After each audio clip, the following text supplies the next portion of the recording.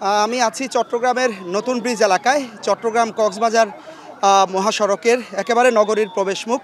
সকাল 10টায় এখানে আসলে অবস্থান করে আন্দোলনকারী ছাত্ররা এবং মূলত ব্রিজের ঠিক নগরীর প্রবেশমুখের প্রান্তে ছিল, যেটি উত্তর প্রান্ত নগরীর। এখন তারা সরে এসে সেখানে বেশ প্রায় 1 ঘন্টা ধাওয়া পাল্টা ধাওয়া আর পর আইনশৃঙ্খলা রক্ষাকারী বাহিনীর সাথে সরে এসে তারা নগরীর দক্ষিণ পাশে, ব্রিজের দক্ষিণ পাশে অবস্থান নেয় এবং প্রায় 40 মিনিটেরও বেশি সময় ধরে এখানে তারা অবস্থান নিয়ে মিছিল, মিটিং, ইটপাটকেল নিক্ষেপ করে আইনশৃঙ্খলা রক্ষাকারী বাহিনীকে, এবং ছাত্ররা রাস্তায় অবস্থান। আমরা বিজিবি সদস্যদের দেখতে পাচ্ছি, আইনশৃঙ্খলা রক্ষাকারী বাহিনী, পুলিশের সদস্যদের দেখতে পাচ্ছি। তারা টিয়ার শেল নিক্ষেপ, সাউন্ড গ্রেনেড ছুঁড়ে পরিস্থিতি স্বাভাবিক করার চেষ্টা করেছে এবং আন্দোলনকারীদের প্রায় 40 মিনিট পর এখানে রাস্তা থেকে তারা সরিয়ে নিয়েছে এবং আন্দোলনকারীরা এই মুহূর্তে রাস্তার ব্রিজের নিচ দিয়ে নেমে আসলে একটি এলাকায়, পাশের যে এলাকা সেখানে অবস্থান করছে। আমরা বিপুল সংখ্যক আইনশৃঙ্খলা রক্ষাকারী বাহিনীর সদস্য, বিজিবি, পুলিশ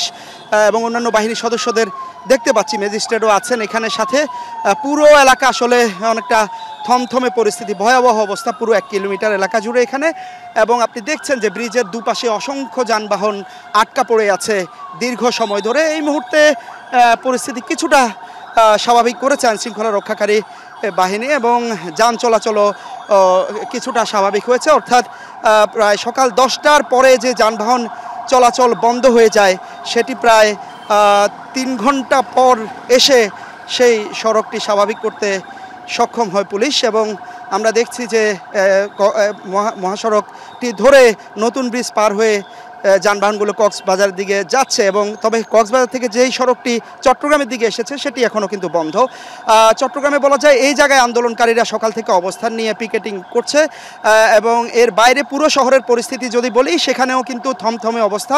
দোকানপাট একেবারেই বলা যায় বন্ধ, জরুরি প্রয়োজন ছাড়া খুব একটা কেউ বের হচ্ছেন না।